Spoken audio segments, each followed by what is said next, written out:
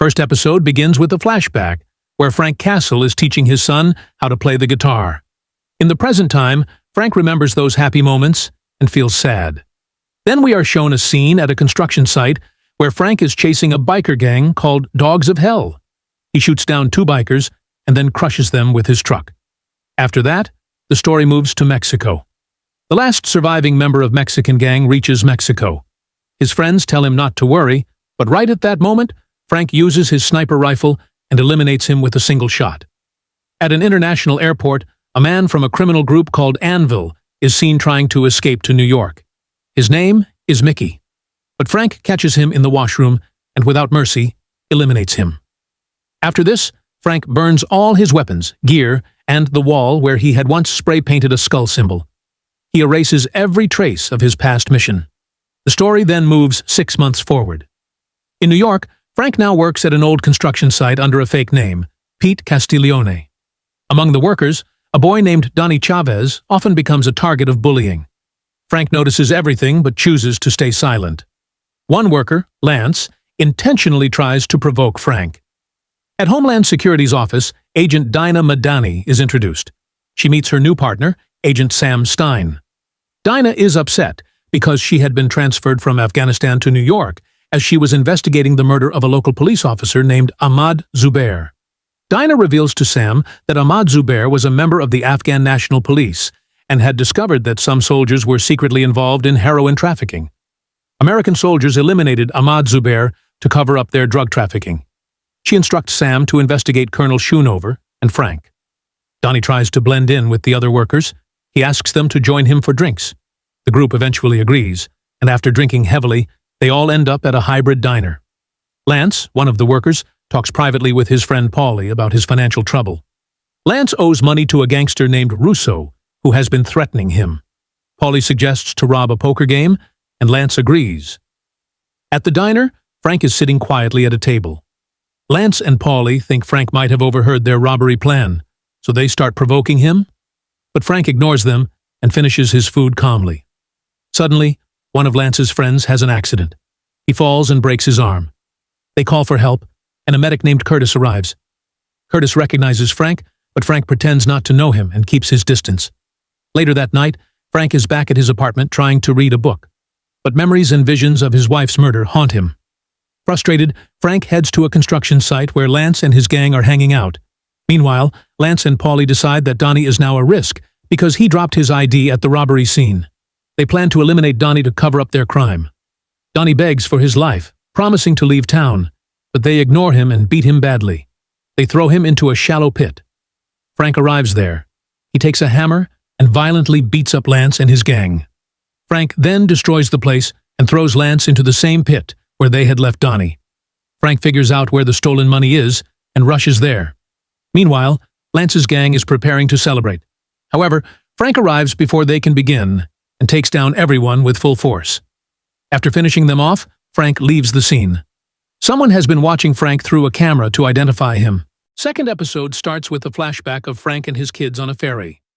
In the present, Frank goes to a diner, where Micro calls him and asks Frank to watch a videotape he left at Frank's house. After the call, Frank runs outside and thinks Micro is on a rooftop, but he is not there. Instead, Micro left a burner phone for Frank to contact him. Frank has a nightmare about a masked Marine shooting his wife, Maria, and then watches the video of him and other Marines deleting Ahmed Zubair.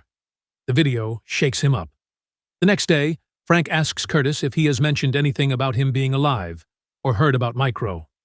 Curtis says no. Dinah and Sam talk about how September 11th and the War on Terror changed things. They discuss Ahmed Zubair and Frank. Dinah believes U.S. Marines eliminated Zubair after seeing a video of Marines torturing him, but the video was stolen from her. She thinks powerful people are stopping her from investigating. Dinah also learns that Frank's friend, Billy Russo, now runs a private military company called Anvil in New York. She convinces her boss, Wolf, to let her meet Russo by Dinah and Sam do a simulated hostage rescue at Anvil, where Sam accidentally eliminated a hostage. Frank meets Karen at a park bench. She gives him information about Micro, including his real name, David Lieberman, and his address.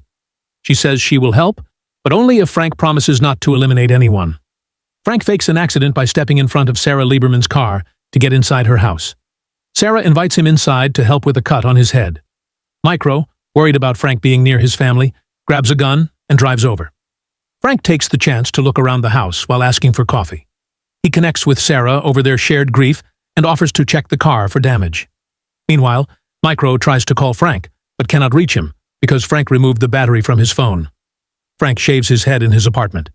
He then puts on a ski mask and breaks into Wolf's house through the chimney.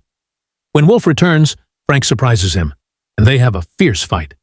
Frank overpowers Wolf, ties him to a chair, and tortures him for information. Wolf admits that Micro was seen as a traitor and was eliminated while resisting arrest.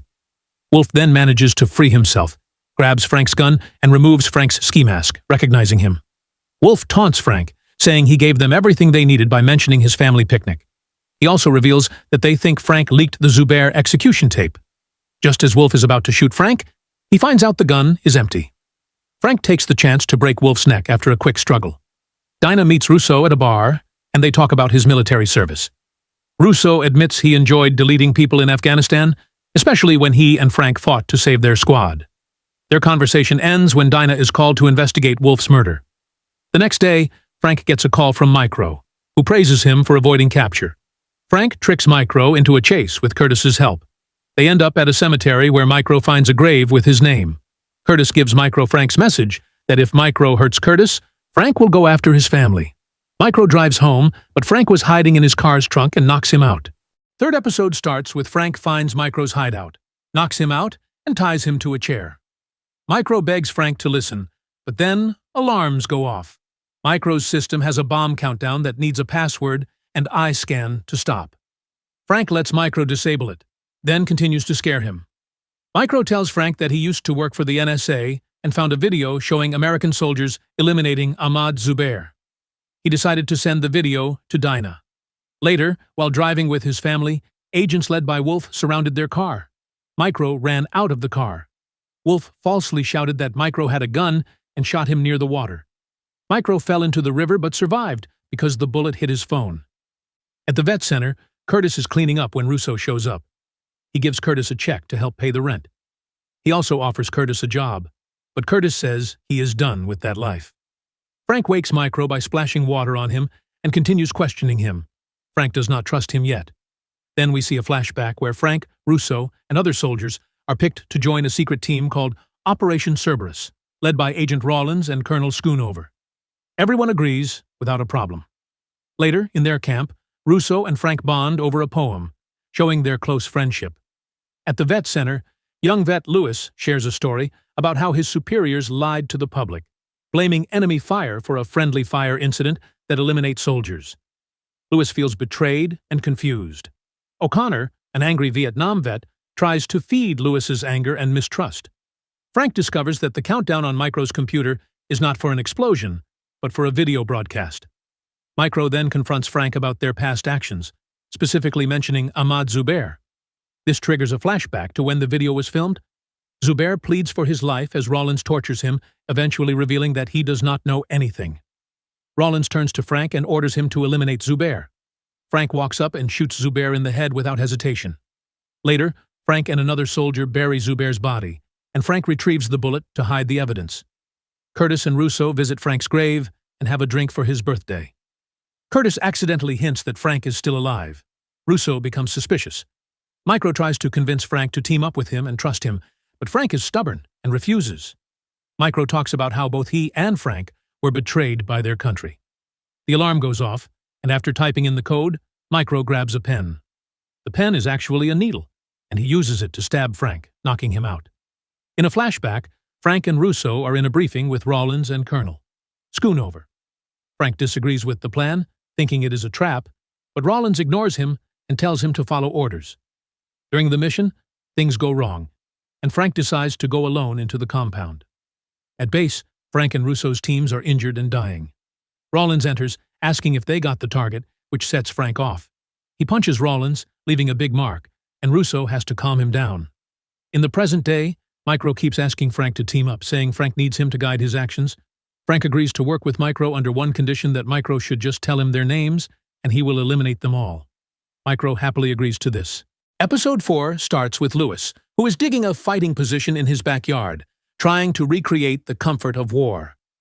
After the credits, we see Frank, wearing a hoodie, pointing a gun at Turk. Frank needs weapons and ammo, but Turk does not have much to offer, just a custom pink rifle.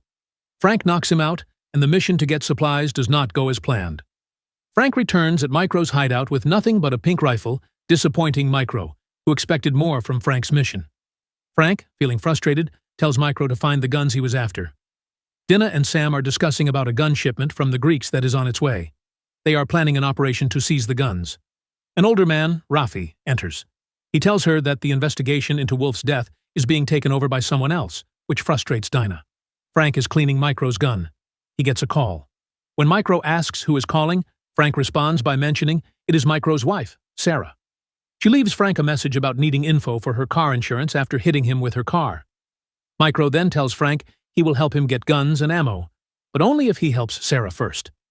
Lewis is in his backyard bunker, where Curtis shows up to try and talk him into returning to the group, but Lewis does not listen.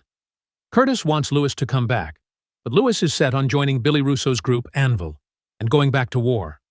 Frank goes to Sarah's house to help with her insurance paperwork, while Micro watches from his base.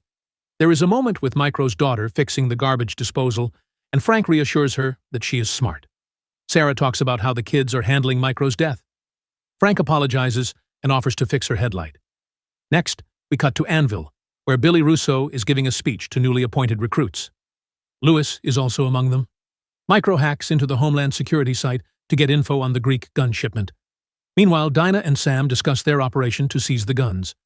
Back at Micro's base, he finds all the intel, including Dinah and Sam's tactical plan. We then see a shady warehouse where criminals are torturing each other over cars. Frank appears, throwing a grenade and taking out the criminals with his gun. Micro, not too happy with the outcome, says it smells worse than he expected. Frank tells him to get used to it. Frank takes a Mustang, while Micro drives a van. At Anvil, Curtis talks to Russo about Lewis, warning him that Lewis is about to snap. Russo, not too concerned, goes to talk to Lewis. He asks about the foxhole in Lewis's backyard and says he is at risk. Lewis gets angry and starts bad-mouthing Curtis. Russo offers him a job, but not as a shooter, which makes Lewis furious. Russo tells him to leave. Dinah's team opens the back of a truck, only to find Frank with a flamethrower. He gives them 5 seconds to either burn or run to the water. Dinah thinks she is watching everything on video, but Micro tricked her by looping a fake video. She figures it out quickly and leaves to chase Frank on her own. Micro and Frank drive off with the guns, and Dinah follows them. Micro slams into Dinah's car, flipping it over. Frank helps her out of the wreck, and she recognizes him as Frank. He tells her he eliminated Wolf because he was dirty, and warns her to stay out of his way. As Frank walks away, Dinah's car blows up behind him. Episode 5 starts with Dinah waking up in the hospital, hurt and angry, staring out the window. Then we see Frank at the hideout, organizing his weapons on a rack. Micro gets upset that Frank helped Dinah after the crash, and Frank jokes that Micro is nagging him like a worried friend. Frank then goes to fix Sarah's car headlight, just like he promised. Frank goes to Sarah's house and fixes her car's headlight. While working, he talks with her daughter. Micro's son shows up and acts rude, and Frank teases him back. Sarah then invites Frank to dinner on Sunday, while Micro watches everything through his cameras and feels sad. Dinah meets with Rafi and Sam to talk about the failed mission. While looking at pictures of her wrecked Mustang, she seriously says she loved that car because her dad gave it to her for her 21st birthday. And now, she cannot let it go. Dinah asks to come back to work, and Rafi says people are calling her brave after the crash. He asks her if she knows anything important, but Dinah keeps the truth about Frank to herself, since everyone thinks he is dead. Micro watches the old execution video when Frank returns. Micro says someone recorded it on purpose to reveal the truth. Frank realizes it was Gunner, a religious man he once worked with. Micro thinks Gunner might help them find the bigger enemies, like Rollins. Then the scene switches to Rollins giving a speech to new CIA recruits. Dinah meets with Karen to find out what she knows and asks her not to publish anything yet. Dinah secretly tells Karen that Wolf was a dirty agent. Then Dinah starts questioning Karen about her connection to Frank. Karen says Frank was a decent, honest man with a strong sense of honor. Dinah and Sam are working in the office to find the names linked to their case. Dinah tells Sam that Frank is alive and stole the guns. Sam gets angry and says he will not lie if anyone asks. Meanwhile, Rollins is secretly listening to their conversation through hidden microphones in Dinah's office. Frank meets Karen. She tells him that she talked to Dinah. Frank admits he saved Dinah and that he is working with Micro. Frank then shares a story about his son, who wanted to protect their family while Frank was away. Frank blames himself for his family's death and says he must eliminate the people responsible.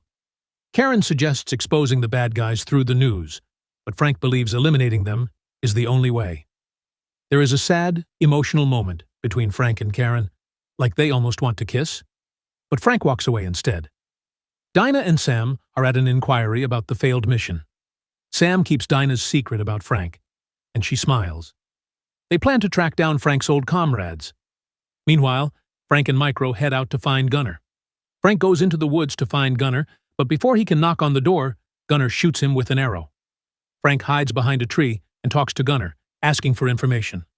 Gunner tells Frank about Colonel Schoonover loading drugs into a dead soldier's body, which made him want to expose the corruption. Suddenly, 8 soldiers appear, chasing Frank and Gunner. They start fighting back using booby traps and gunfire. Micro helps by sending a drone to guide Frank. During the battle, both Frank and Gunner are hit. After Frank finishes off the last soldier, he looks into the body cam and declares that he is coming for whoever is behind the attack. This ends the video Rollins is watching. Micro finds Frank, badly injured but alive. Episode 6 starts with a dream, where Frank is at a dinner party with his family and Micro's family. But the dream turns dark when Frank's old team shows up, eliminates everyone, and Frank cannot stop them. Micro goes to get Curtis, telling him Frank is dying. Curtis rushes to help because he used to be a medic. He helps remove the arrow from Frank's shoulder, while Micro looks uncomfortable. Afterward, Curtis scolds Micro for involving Frank in this fight, making Micro feel guilty for bringing Frank into the danger. Russo and Dinah have a moment together, and after it is over, Russo finds a file on Frank. He gets upset that Dinah is still investigating Frank, believing Frank is dead. Dinah does not confirm anything, but Russo notes that they never found Frank's body and wonders about it. In Curtis's vet group, O'Connor talks about how tough he is, bragging about his hard experiences and making fun of the others. Curtis shares a story about training with a goat that was repeatedly injured for practice, eventually dying from too much damage. The story serves as a metaphor, with Frank being compared to the goat. Micro is watching his family arguing over his son, Zach, who stole a skateboard, hit his sister, and is being a bully. Micro looks upset because he wants to be there to discipline his son. Later, Frank is awake and getting his bandages changed when he hears a radio call saying, "Raven, this is Blackbird." Frank responds, revealing that Raven is his old friend, Russo. Micro asks if they need to worry about Russo knowing Frank is alive, but Frank defends him as a friend. At the hideout, Frank and Micro eat TV dinners and talk about Thanksgiving. Frank shares memories of his wife and kids, but it feels a bit too much, as Frank usually keeps his feelings hidden. Micro brings up Russo and asks if Frank thinks he should contact him. Frank goes on a rant, saying he had 2 families, his real one and his Marine family, and he loved being a Marine. He defends Russo, calling him family, while Micro remains skeptical. Dinah and Russo meet at the docks, where Dinah tells Russo that Frank is alive. Russo is surprised, and Dinah hopes he can lead her to Frank because she thinks he has information about her Kandahar case. Russo says he will try to find out more and appreciates that Dinah trusted him. Russo then goes to the vet center to see Curtis, who has known Frank is alive but kept it secret. Russo asks Curtis if he has seen Frank, and Curtis tries to stay calm. Russo tells Curtis that government people are looking for Frank and tries to convince him to help, but Curtis does not agree. Frank and Russo meet. They talk about how Frank looks bad, and Frank jokingly says he cannot be as pretty as Russo. Russo explains he found out Frank is alive through Dinah and wants to know why she is after Frank. Frank explains that Rollins and Schoonover were smuggling drugs using dead soldiers. Russo offers to help Frank if he drops the case and takes a way out of the situation. Frank shows up at Micro's house to apologize to his wife, Sarah, for missing dinner. Sarah talks about her tough family life, and Frank reassures her that things will get better. Meanwhile, Russo waits for Frank at the docks, but gets frustrated and leaves. He gets in an SUV where Rollins is waiting. Episode 7 starts with Lewis, who is cleaning blood off his hands after eliminating O'Connor. He then goes home, where his father asks about his shirt and does not notice the wound on Lewis's side. His dad tells him he loves him and offers some pills to help him sleep. Louis takes the pills, but then has a breakdown and struggles with the thought of suicide, putting a gun to his mouth. Meanwhile, Frank is seen working out with a cinder block, while Micro is cooking a dinner. They plan an operation to interrogate General Bennett, who knows the true identity of Agent Orange, Rollins, as Gunner had told Frank before he died. Frank is determined to find Rollins. Russo visits Dinah's office, where she asks him for information on Frank, but he says he has nothing. However, we know he is secretly planning to double-cross Frank with Rollins. Russo tries to flirt with Dinah, but Sam enters, angry that she told Russo Frank is alive. Meanwhile, Dinah has a realization that her office might be bugged and tells Sam. Rollins and Russo are at a fancy house, talking about how to deal with Frank. Rollins thinks Russo should have eliminated Frank when they met at the pier, but Russo reminds him of the time Frank attacked Rollins and gave him a serious eye injury. They argue and throw vague threats at each other. Bennett is having dinner with a woman and talking about how tough he is. She pours her drink on the floor, and he starts licking it up. Frank, dressed in black, is already on the base and ready to confront Bennett. Micro guides him using a drone. Frank reaches Bennett just as the woman is giving him a ball gag and whipping him. The woman screams, and we cut to Russo and his goons waiting outside. Frank starts beating up Bennett, who is terrified. Meanwhile, Micro hacks Bennett's phone and warns Frank that 4 enemies are coming. Frank uses smoke to hide and quickly takes out the goons. Russo survives and faces Frank. They both shoot each other, but Frank gets up first and shoots Russo a few more times. Frank escapes by jumping out of a window. Russo grabs Bennett and tells him what to say. Micro helps Frank escape through a tunnel while soldiers search the base. Frank faces a soldier and tries to avoid eliminating him, but the soldier chases him and shoots Frank in the shoulder. Frank meets Micro in a van. Frank argues with Micro about their mission's outcome. Micro tracks Bennett's phone, while Frank talks about regretting shooting the soldier. He says, from now on, he will take out everyone involved. Then we see Louis is shopping for supplies and making a homemade pressure cooker bomb at home. Dinah and Sam discover a bug in her office and talk about their dating lives, with Sam saying Dinah sounds like Frank. She disagrees, saying she is about the law, while Frank thinks he is above it. Meanwhile, Frank and Micro track Bennett's phone to a CIA safe house. Frank gets out of the van with a sniper rifle. Russo takes Bennett to a place where Bennett finds his girlfriend badly hurt. When Bennett realizes something is wrong, Russo attacks him. At the safe house, Frank, with his sniper rifle, spots Rollins and realizes he is Agent Orange from Kandahar. Rollins gets a call from Russo, saying that it is done. Frank takes aim and shoots Rollins in the forehead, but Rollins does not move, standing in front of bulletproof glass. The house alarms go off, and Frank runs off angrily. Episode 8 starts with Russo. He is getting ready to visit a mental hospital to see a woman. It is revealed that this woman is Russo's mother, who left him when he was a child. Micro is analyzing an image of Rollins from Frank's scope and confirms it is him, realizing Rollins is at the top of the CIA chain.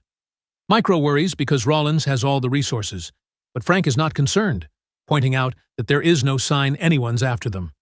Suddenly, the cameras at Micro's family house go down and Micro panics, asking Frank to check on them. Frank reassures him. Dinah and Russo are having some private time together. They talk about their scars, and Russo explains a knife scar he got when he was young after fighting off a man who attacked him in a group home. Dinah shows sympathy for Russo's past. Frank visits Micro's house with flowers for Sarah, which she thinks is a romantic gesture. She invites him for a drink, and they have a flirtatious conversation while Micro is away. Sarah has unplugged her internet and cameras to escape everything. She talks about what is missing in her life and says she wants to move on and be happy. She then kisses Frank, but he gently pushes her away, and she apologizes. Frank takes some food and leaves. Russo and Rollins meet to discuss how they need to eliminate Frank. Rollins wants to get involved in Dinah's operation, and Russo says he will need help from others.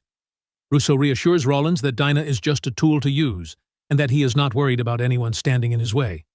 Meanwhile, Dinah is planning a tactical operation and discusses a fake plan with Sam to mislead whoever is listening in on her office. Back at Micro's, Frank talks about how he used to play the guitar to win over his wife. Micro shares his own story about meeting Sarah, and the two toast to their respective relationships. Micro thinks of giving evidence to Dinah to arrest Rollins, but Frank says Rollins must die. Micro calls Frank a psychopath with only war in him, Micro tries to call Dinah, but Frank punches him and puts him to bed. Frank wakes up Micro and gives him food.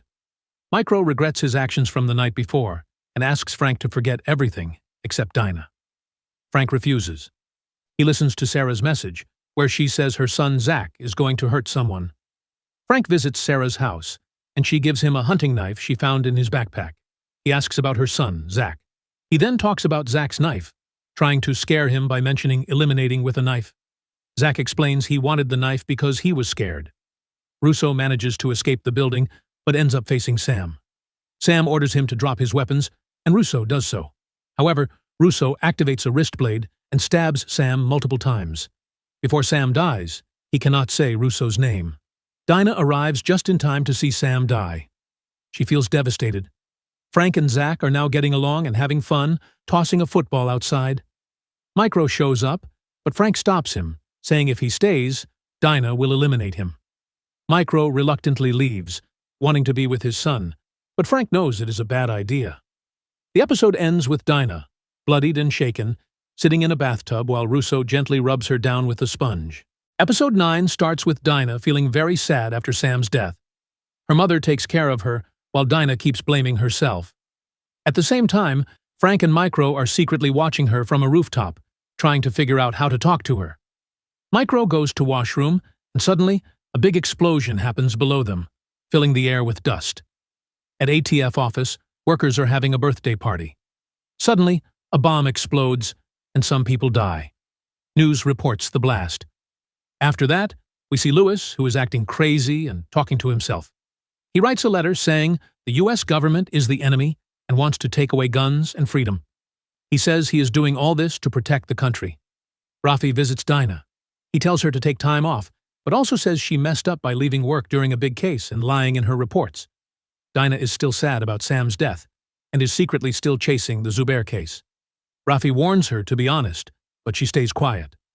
Frank reads Karen's article where she calls Lewis, the bomber, a terrorist and a coward. Frank gets worried that Karen might be in danger now because she is openly speaking against him. At the same time, Karen is on a loud radio show talking about why she published the letter. She is sitting with Senator Ori, who supports stronger gun laws. Karen and Ori argue about gun rights, while Frank and Micro listen. Suddenly, the radio show gets interrupted by a call from the real bomber, Lewis himself. Lewis asks Karen why she insulted him in her article. Karen tries to calm him down. Frank hears it and asks Micro to find Lewis fast. Micro agrees, but curiously asks Frank what the deal is between him and Karen. Frank gets really angry when Micro asks about Karen. He says no one is allowed to hurt her. He calls her family and starts breathing hard, yelling and smashing stuff. Curtis calls Lewis after hearing him on the radio. He is worried and wants to find him. Curtis goes to O'Connor's place. When he gets there, he smells something bad through the mail slot and kicks the door open. Dinah and Russo meet, and she tries to get close to him, but Russo stops her. Russo then talks about all the funerals he has been to, trying to help her. He keeps trying to get Dinah to focus on work. Frank is waiting outside Lewis's house when Micro calls and says Lewis's phone and Curtis's phone are at O'Connor's place. Frank rushes there. Meanwhile, Senator Ori is at a hotel raising money for victims of Lewis's bombing. He meets Russo, who has been recommended for security. Ori talks about the bomber and says he is against guns, but Russo is not interested in Ori's politics. Frank arrives at O'Connor's house, breaks down the door, and finds Curtis tied up. He tries to free Curtis, but does not know how to disarm the bomb.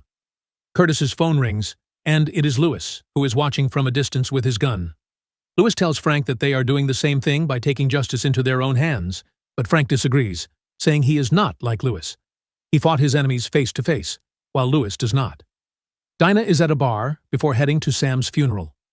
A scruffy man with a gun sits down and introduces himself as Micro. Dinah realizes he is the one who sent her the video. Micro wants to work with her and offers her the names of everyone involved in Kandahar, including Rawlins. This makes Dinah's day. Things get even crazier when the news reports that Frank is alive. Frank watches the news and realizes the game is up. Episode 10 starts with Lewis breaking into a man's apartment, eliminating him and taking his clothes. Russo is in a hotel room, talking to a cop about Lewis. The cop criticizes Russo's security, but Russo points out that Senator Ori is alive, though 4 of his men were eliminated protecting him. Russo and Karen are talking near the elevator. Meanwhile, Louis, disguised as an anvil guard, sneaks past Dinah in the lobby and Russo on the stairs. He eliminates another guard, heads to Ori's floor, and gets ready to attack. Ori and Karen are debating while Louis prepares his bomb and gas mask to go after Ori. The explosion blows the doors open, and Louis takes out the guards. Ori is held at gunpoint, begging for his life. Karen tries to grab her gun, but it is gone. She steps in front of Ori to protect him. Frank jumps in front of Karen and takes several bullets to the chest. Karen and Ori try to escape, but Louis grabs Karen and takes her hostage. Frank gets up, ready to fight, but Louis reveals he has a dead man switch with explosives. He backs out of the room, with Frank following him. Louis moves toward the elevators, but is stopped by 3 anvil guards. Frank warns them about the bomb and tells them not to shoot. The guards hesitate and lower their weapons as Louis gets in the elevator. Once the door closes, the guards turn their guns on Frank. He runs, taking a few shots in the back, and grabs a dead body to use as a shield. Dinah is in a room with a cop, who asks why she was there. Dinah says she came to talk to Russo. We then flash back to Dinah arriving at her office, where Rafi returns her badge, and Dinah admits she knew Frank was alive. She tells Rafi about her plan to draw out the bad guys, including Rollins being the one in charge. Dinah is in the hotel lobby when she runs into Russo. She wants to talk to him about the men who eliminated her team, who she believes worked for Russo. He denies it, claiming they have not worked for him in a long time. As Frank gets ready to leave, Karen stops him. Cops are outside, armed and ready. To escape, Frank pretends Karen is his hostage. They get in the elevator together. They lean their heads together, like they understand each other deeply. Karen tells him to go, and Frank climbs on top of the elevator to escape, despite his injuries. Back in the present, Karen talks to the cop. He accuses her of helping Frank escape. She says that she does not know where he is, and adds whether they really think that Frank would walk into a building without knowing how to get out of it. We then see Frank ziplining to safety. Episode 11 starts with Frank, who is sitting by a trash fire near the water, thinking about everything that has happened, and probably planning revenge. On TV, Billy Russo calls Frank a monster, trying to make himself look good. Dinah watches the same news in her office.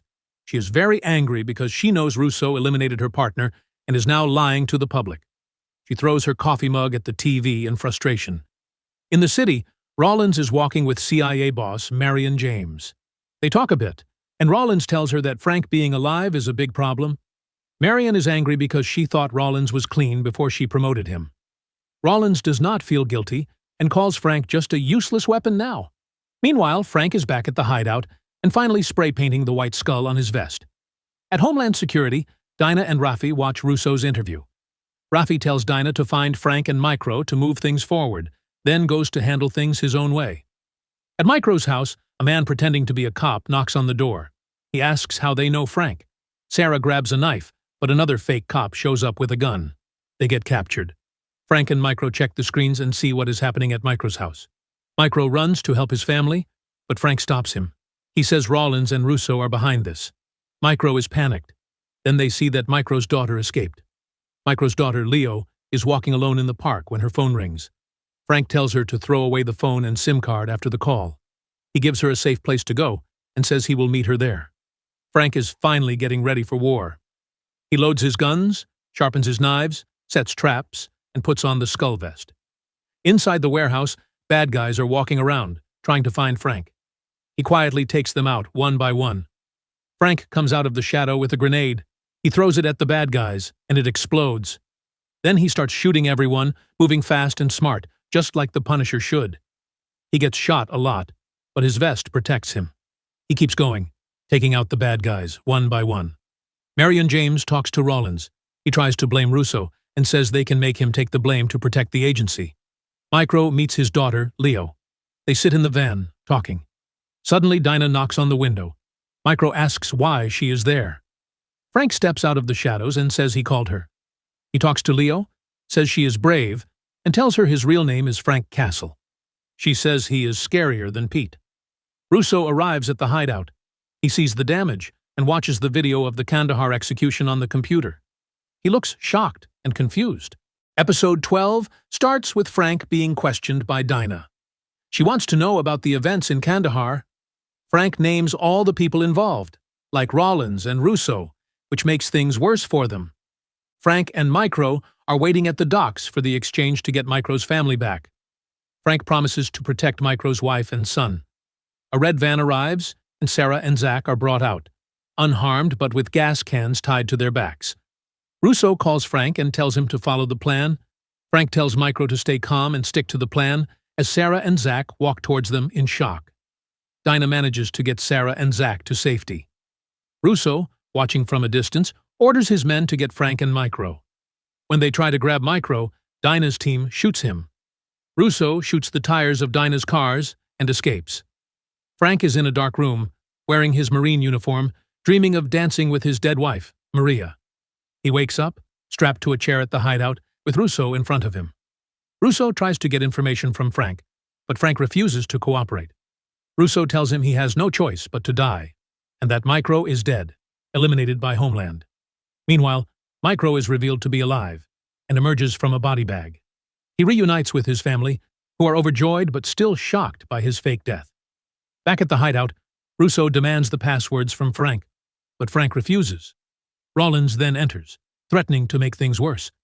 He begins to beat Frank, but Frank takes it without reacting, retreating into thoughts of his wife, Maria, to endure the pain. Micro explains to Sarah why he faked his death. Sarah asks about Frank, and Micro hopes Frank will eliminate the men who took him. Dinah enters, saying Frank is probably being tortured, and they cannot help because they do not know where he is. Frank is badly beaten, but still awake. Frank acts weak when Russo takes him to the computer. He has a hidden knife with him. He types in the code and performs the scan, and when Rollins approaches, Frank stabs him in the chest. Russo stops Frank, but Rollins kicks him back into unconsciousness. Micro breaks protocol and hacks into Dinah's computer to show her a live feed of Frank being tortured. He begs Dinah to save him. Back at the hideout, Rollins continues beating Frank. Russo steps in, and they argue about who is responsible for the deaths of Homeland agents. Russo gets angry and pulls a gun on Frank, but Rollins stops him and orders him to step away. Frank breaks free, fights Rollins, and eliminates him in a brutal way. He stabs Rollins multiple times and gouges his eyes out. Russo watches, enjoying the violence.